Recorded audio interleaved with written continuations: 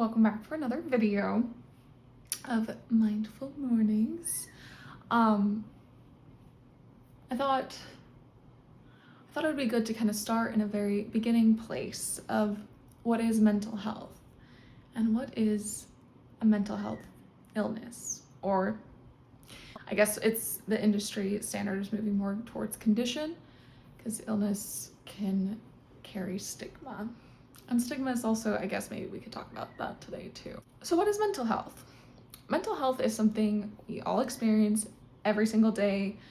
Our mental health is based upon our mood, upon our sleep, upon our appetite.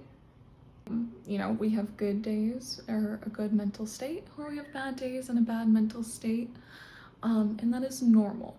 Things that help keep our mental health stable: self-care, like listening to music that you enjoy, or like exercise or reading or playing a sport. But anything can be good for your mental health as long as it's a healthy activity to engage in for you. Having bad mental health doesn't necessarily mean, though, you have a mental health disorder. And actually, the scientific word for a mental health condition or disorder is psychopathology.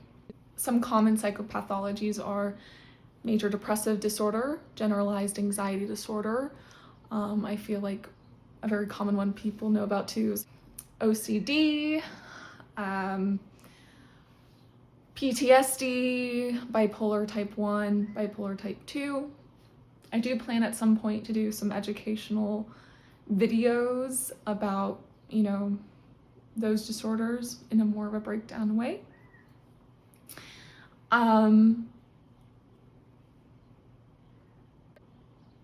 yeah, so those are just like specific types, right, of a diagnosis. They are all lumped under the category of psychopathology, and those psychopathologies are all in the DSM, which is the Diagnostic Manual for Diagnosing Mental Health Disorders or Conditions. The way a psychopathology gets defined, so that we aren't just diagnosing somebody who's feeling depressed with major depressive disorder, is largely through this definition, as well as the symptoms listed and the criterion under each of those, diagnoses. But this is the overarching umbrella sort of dictating all of that. Okay. So a psychopathology is a behavior, emotion, and or cognition that deviates from norms in terms of frequency, intensity, and or duration, that causes distress to self and or others, and or functional impairment. So I thought we'd go through that a little step by step to kind of break down why not everyone who feels depressed has major depressive disorder. Okay? So a psychopathology is a behavior, emotion, and or cognition. A behavior is something you are doing, right? I could throw a ball, I'm talking, these are all behaviors. Moving my hands, that's a gesture, it's a behavior, right? It's something that is observable. An emotion is something you're feeling on the inside, such as hate, anger, love, excitement. And a cognition are the thoughts in your head. So I may be really excited, but the thought in my head is, I can't wait to go to the gym tonight. That's kind of the difference between behavior, emotion, and cognition. So behavior, emotion, and or cognition that deviates from norms. What kind of norms, do you ask? Any norms. Social norms, gender norms, cultural norms, developmental norms, right? There are things that we just sort of expect to happen in life, okay? We expect someone to be very sad after somebody dies.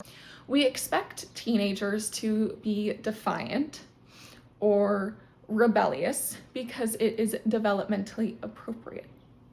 We expect women to, and I feel like in this time in life, I feel like gender norms are sort of shifting or being pushed. And I feel like I probably have throughout all of history, but that's probably another video, and I digress.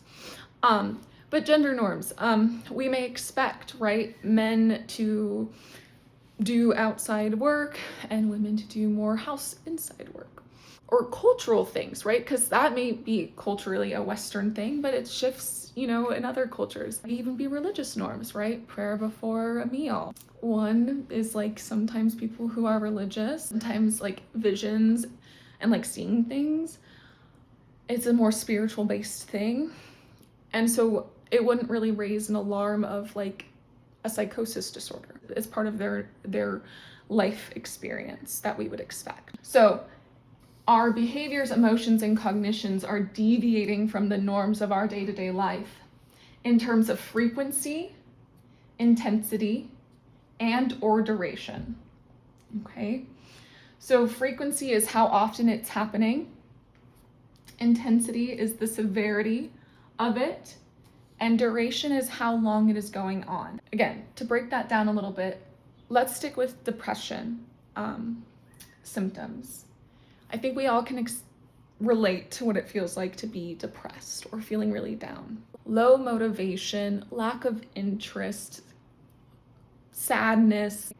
Maybe our appetite is affected or our sleep gets affected, right? Maybe our self-worth feels low, right? Those are all symptoms of depression. So if I was experiencing that after a breakup, that would be normal. That would be a norm I would expect. But let's say that those feelings were going on maybe for 6 months after that breakup, right? The duration, that's a really long time to be that depressed because of a breakup. That kind of leaves what we would expect as norm. Frequency. If I were to be feeling depressed about a breakup, 2 weeks goes by and I'm feeling a little better, right? But then I'm really feeling the lowness of it again, and it keeps happening over and over and over again. I'm feeling those symptoms rather frequently. That may be also a concern. And intensity. That intensity maybe it goes from like, you know, I'm going to work, I'm doing the thing, or, you know, if you're in school and you're going to school and you're able to do the thing, but then the symptoms intensify and you can't even go to work or school for days on end, weeks, right? Maybe one day, understandable, a couple days even. And that kind of gets into the next part we're talking about.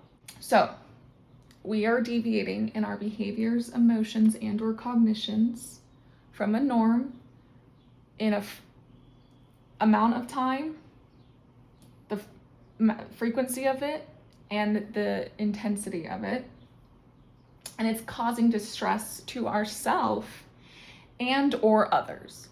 So that's another thing about mental health diagnoses. Some of them are not distressing to the person, but they are distressing to the people around them. And that's what makes it the psychopathology. That's commonly seen in bipolar disorder, manic episodes, and or functional impairment. And that's what I was talking about with the work earlier, of not being able to go to work or school. So when these things start interfering with occupation, education, and or our social relationships, so family, friends, siblings, significant other, if any of those start being affected severely, we can't maintain these relationships, we can't go to work or school, we aren't being successful, we aren't following through. Those are all things of functional impairment. I'm gonna read this fully one time now that we've gone through it entirely. So a psychopathology is a behavior, emotion, and or cognition that deviates from norms in terms of frequency, intensity, and or duration, that causes distress to self and or others, and or functional impairment. The idea behind defining what psychopathology is because we all experience depressive symptoms. We all experience anxiety symptoms. You may have even experienced a psychosis symptom, right? How many times have you heard your name being called and you've literally turned around to see who called, no one called your name? I would bet you probably do not have a psychosis disorder, right?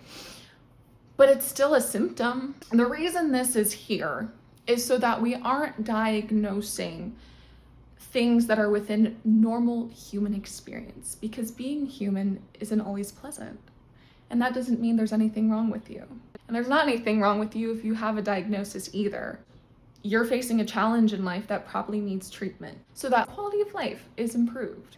Not sure what I was trying to say here, but having a behavioral health diagnosis is similar to a physical health diagnosis in the sense that it's not defining you, but it's affecting you. And so that deserves attention and treatment and care.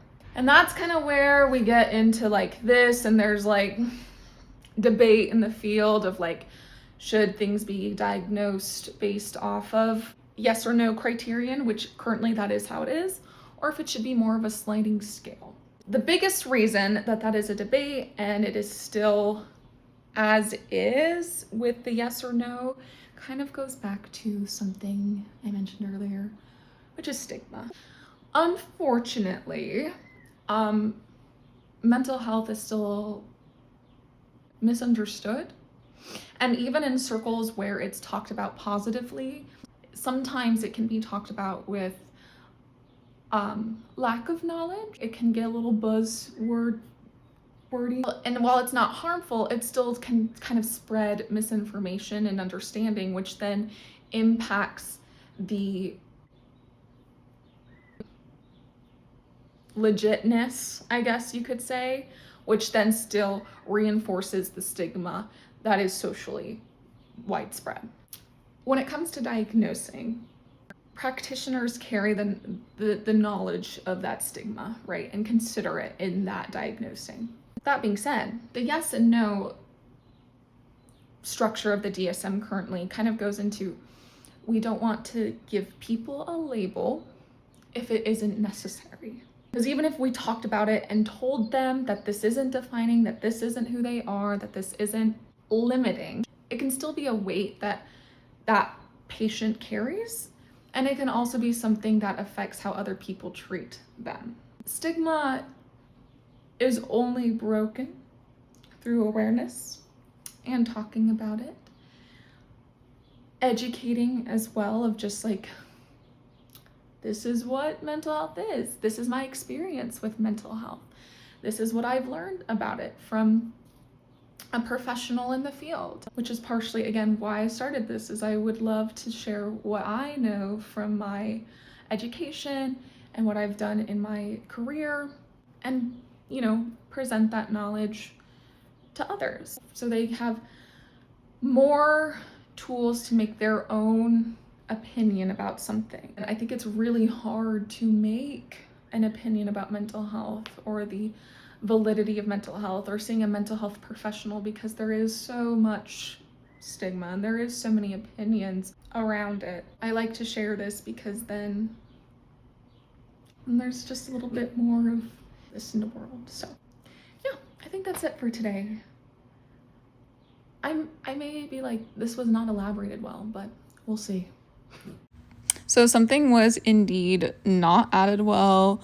Something I really want to like point out with this definition is the and/or parts. Okay, so the and/or is stating that it's this together, or it can just be this one individual thing, right? So it's a behavior, emotion, and or cognition, meaning there is a behavior, there is emotion, or there is a cognition. You don't have to necessarily be experiencing all of those, right, to be diagnosed with something, right? But there is a deviation in those things from norms in terms of frequency, intensity, and or duration. So again, with that, it's frequency, intensity, or duration, or all of them, or a mixture. Again, causing distress to self and or others, right? And I kind of touched on that a little bit when I went over that part, where I was like, it's not always distressing to ourselves, but maybe to the other people around us, as in seen with bipolar disorder. So that's I kind of alluded to that, but not really, like, I feel like I didn't, like, explain it well, right? And or functional impairment. So it can be, there may not be functional impairment, right? Or there may not be distress to self or others either. So that one kind of gets a little tricky there. And it's up to, most of the time, it's up to, like, clinician discretion of what they think. And not just, like, what they think in biasy, but what they think clinically, right? So I also have a goal to say right less. That is also something I noticed. So yes.